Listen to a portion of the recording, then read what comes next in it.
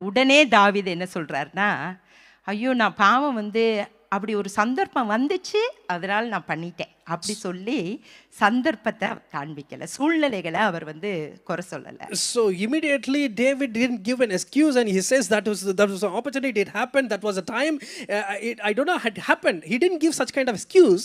சிச்சுவேஷன அவர் சொல்லல. He didn't point at the situation. இல்ல அந்த மனிதனால தான் நான் ஏவப்பட்டேன்.